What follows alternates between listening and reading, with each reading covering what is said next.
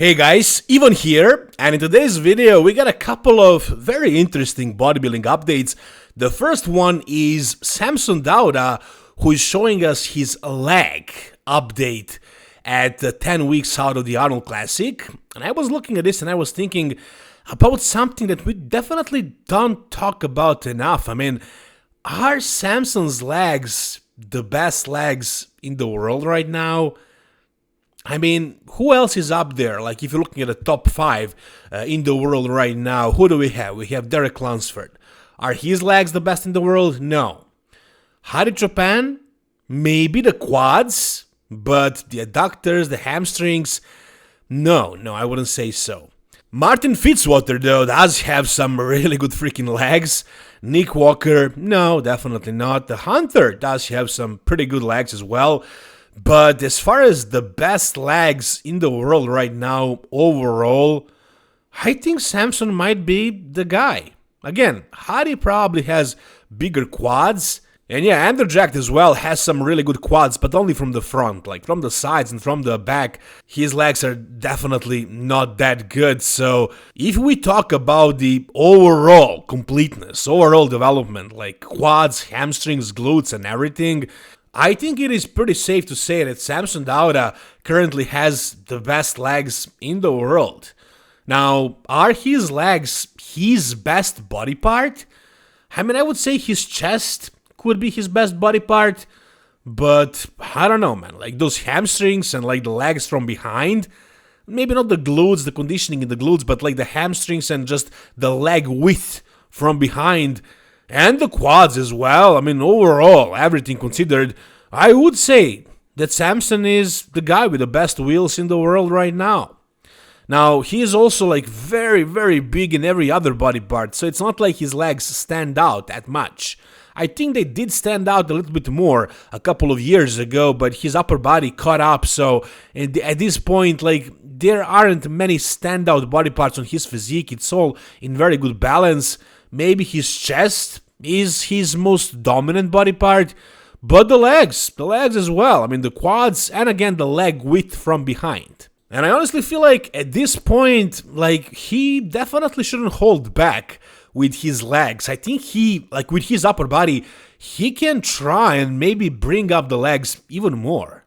Like, if he had legs like Big Ramy does, I think it would just flow very well because his upper body is so massive right now. He has crazy width in the shoulders as well. He's a tall guy. He could get away with like super dominant quads. So maybe that's something he should try to bring up now even more. Because, I mean, again, yeah, his legs are probably the best in the world right now. But are they the best legs like of all bodybuilders in the past 10 years, let's say? No, I think there are some guys with better legs, especially Big Ramy. So Samson, I think with his shape and genetics and everything, I think if Samson wanted to, he could probably like make one of the best legs in the history of bodybuilding, of all the Mr. Olympias. There is the potential for that. And again, I don't think it would ruin his aesthetics, his flow, because he has so much mass in the upper body, he has the height and everything. He can definitely do that if he wants to. But as you can see at this point, at 10 weeks out, and I think at around 330-40 pounds, his legs are looking very freaky, very impressive. His conditioning for this size and this weight is phenomenal. And yeah, he's most likely going to be winning the Arnold Classic in those 10 weeks from now. Alright, the next thing we got is a little bit of posing from Mike Sommerfeld at also 10 weeks out of Mr. Olympia. As you can see, he's posing with Jay Cutler in the background. And I was watching this and I was thinking, like, we knew about Mike Sommerfeld for the past couple of years.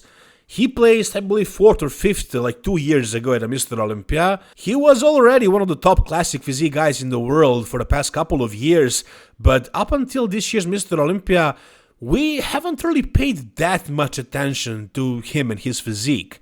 And now, after he placed 2nd, he is receiving a lot more attention now. And it's not like his physique changed that much. It's very similar to what it was 2 years ago or 3 years ago. It's only that he nailed the conditioning and the peak for once at the Mr. Olympia, and he placed very close second to Chris Bumstead. So now he has all eyes on him, but really he was very good already for a couple of years. So I'm looking at his physique right now, and I'm paying attention to it, and I'm trying to really dissect it to try to find the flaws, but really, he doesn't have many flaws, man. Like, that's the thing with this guy. That's why he plays so well. He's the guy with probably the least amount of flaws on the Mr. Olympia stage in classic physique. Very, very complete, very big for his height and also for his weight cap in classic physique. And there was that thing about him photoshopping his photos. Goob made a video about it, I think twice actually.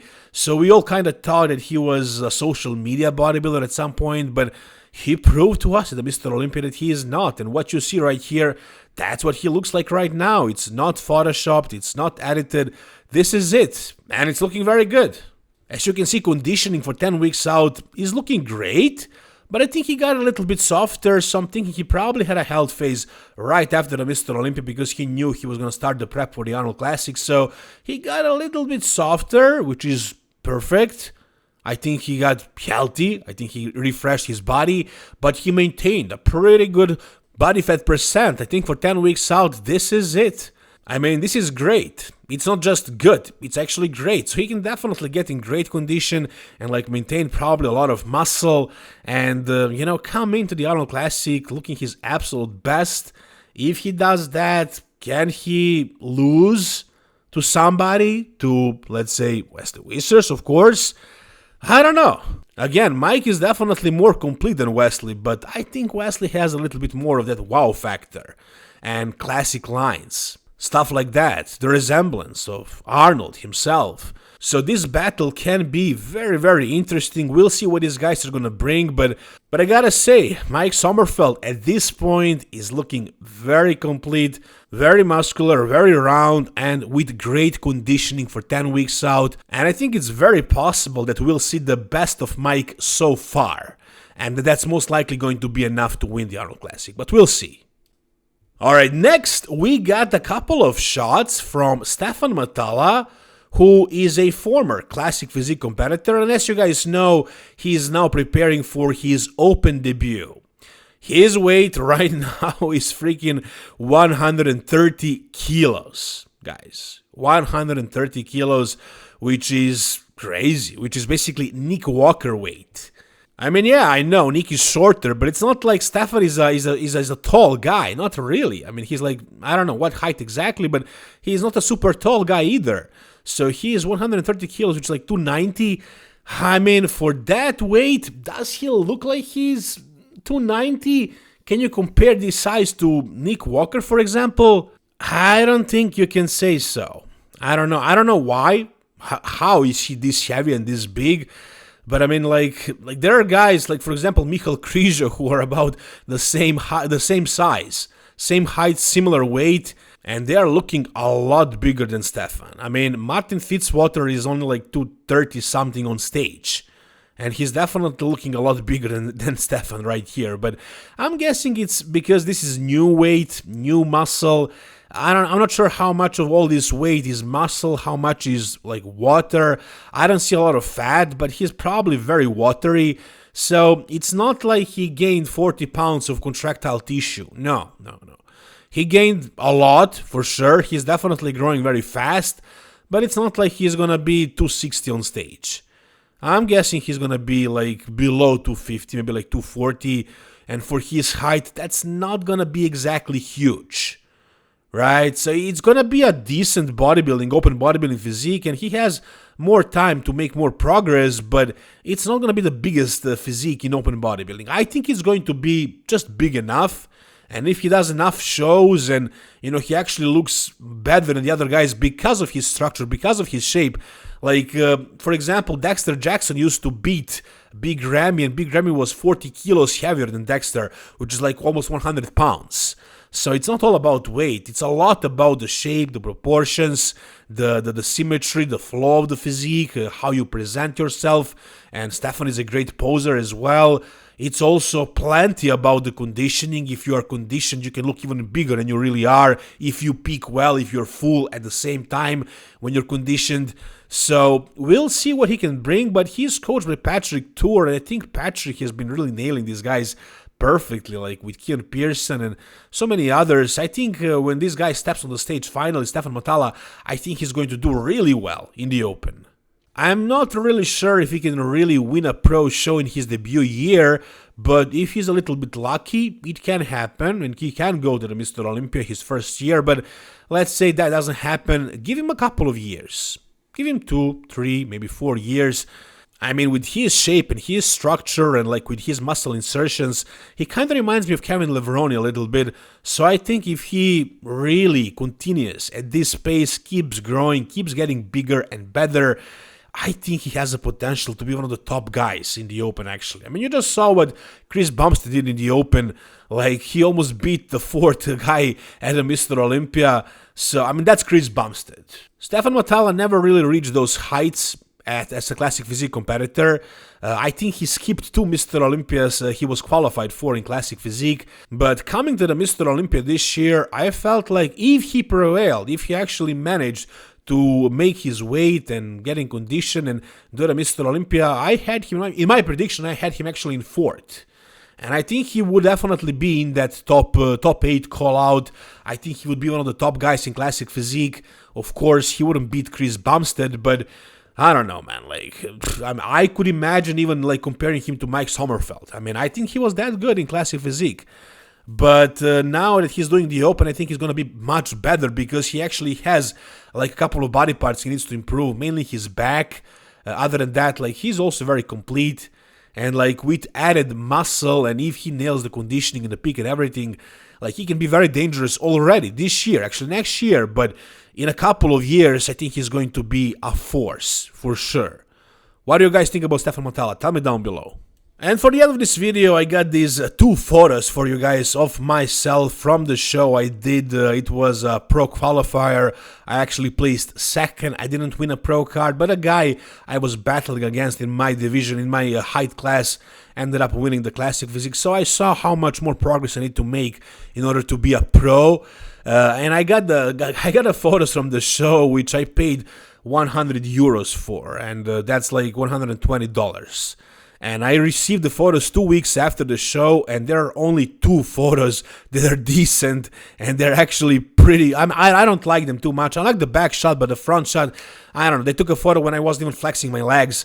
So, yeah, I'm not happy with the photos. I don't have much content to show to you guys. Like, a lot of you asked me to do a video about my competition, but I honestly don't have much content. I'm not a vlogger. I don't like taking my phone out and taking photos. I was in Amsterdam and I didn't take one photo in the city. Like, that's the way I am. I don't like to use my camera a lot. As you can see, I'm not showing my face in my videos.